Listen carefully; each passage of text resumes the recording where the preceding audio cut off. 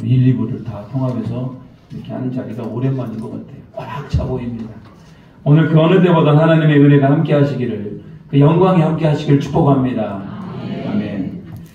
하늘의 밤하늘에 보면요, 무수히 많은 별자리들이 있어요. 그리고 그 별자리마다 이야기들이 있습니다. 고대 사람들은 사람이나 동물이 죽으면은 그 죽어서 뭐가 되냐? 별이 된다고 그렇게 생각을 했어요. 좀 어려운 얘기 좀 하겠습니다. 별자리 가운데 오리온 자리라는 게 있어요. 오리온 자리. 우리는 잘 모를 수 있어요. 그리스 신화에 나오는 얘기인데, 오리온 자리가 있는데 위대한 사냥꾼입니다.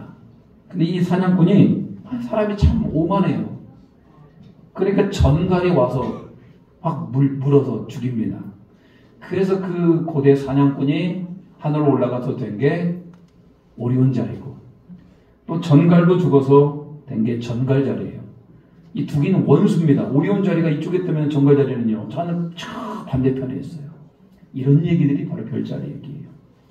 카시오페아, 아주 우리가 유명한 별자리죠. 카시오페아. 자기의 아름다움을 자랑하다가 분노를 갑니다. 신들의 분노를 가서 그 남편 케페우스, 딸 안드로메다 몽땅 다 제물로 바쳐지게 되죠.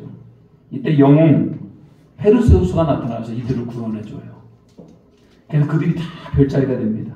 안드로메다, 케페우스, 카시오페아. 여러분, 이 많은 별들을 보면서요, 사람들이 다 별들의 이야기들을 만들어냈어요. 과학이 발달하지 않았고 하나님을 섬기지 않는 사람들이었기 때문에 그 별자리를 보면서 사람의 인생을 점을치기를 원했고, 나라의 인생에 대해서 점을치기를 원했어요. 그런데 이런 사람들을 보통 뭐라고 부르냐? 점성가라고 불러요. 하나님 모르는 사람들의 얘기입니다.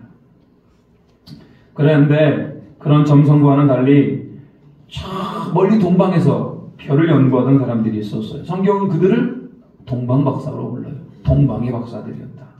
그들이 왜 별을 연구했을까? 그들은 점을 치기 위한 것도 아니고, 사람의 운명을 미리 알아보기 위한 것도 아니고, 나라와 민족의 운명을 미리 알아보기도 위한 것이 아니고, 별 통해서 유대인으로 왕이 태어날 것을 알고 싶었기 때문에 그래요. 아, 유대인의 왕으로 누군가가 오신다고 하는데 내가 유대인의 왕이 태어나면 가서 경배해야지. 그게 별을 통해서 가르쳐준다고 생각을 했어요. 왜 그랬을까요? 몰입도가 좋아요. 아이들은 몰입도가 좋아요. 민수기 24장에 보면은 발람이라는 선지자가 나와요. 민수기 24장에 발람이라는 선지자가 나오는데 이스라엘 백성들을 향해 예언합니다. 한 별이 야곱에서 나올 것이다. 한 별이 나올 것이다. 이 별은 유대인의 왕을 얘기하고 세계를 통치하는 왕이고 곧 예수 그리스도를 얘기하죠. 아마 이런 것들을 알고 있었던 동방 박사는 그 한 별, 그 별을 평생 찾아다닙니다. 도대체 어디에서 별이 나타날 것인가?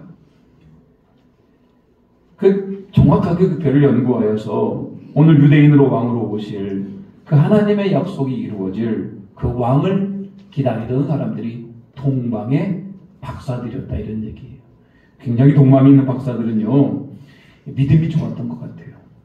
그들이 멀리 그 별을 통해서 유대인의 왕으로 태어나신 분을 알게 됩니다. 그리고 그 먼 거리를 걸어와요. 그래도 경배하고 자기 안에 있는 귀한 것들을 드리잖아요. 그들이 왜 이런 일을 하는 겁니까?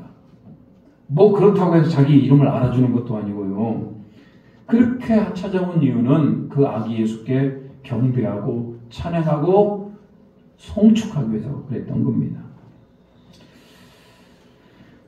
그 당시에 가장 권력자는 로마 황제입니다. 로마가 세상을 지배하고 있었고, 근데 여러분, 로마 황제가 지배하고 있었고, 그런데 여러분, 이렇게 작은 유대 마을에 가서 경배하는 것은 굉장히 어리석은 거였어요. 그렇음에도 불구하고 이 동방 박사가 그렇게 할 수 있었던 확신, 믿음, 그들이 하나님을 경외하는 자였었고 유대인으로 왕으로 오실 그분을 간절히 기다리던 사람들이었다라고 우리는 알 수가 있어요. 자, 가브리엘 천사는 이제 갈릴리 나사렛이라는 동네를 찾아갑니다. 거기에 한 여인이 있습니다. 그 여인의 이름은 마리아예요.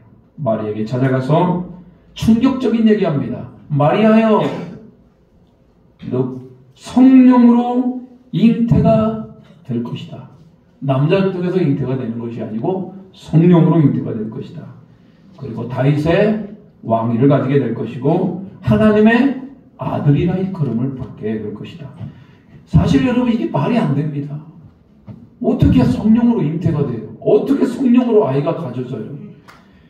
그리고 다윗의 왕위를 가졌다는 말이 이게 또 무슨 얘기입니까?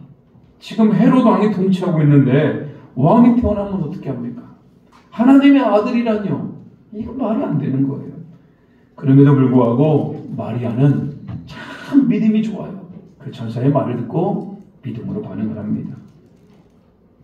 그렇게 해서 마리아는 이제는 성령의 잉태가 되었습니다.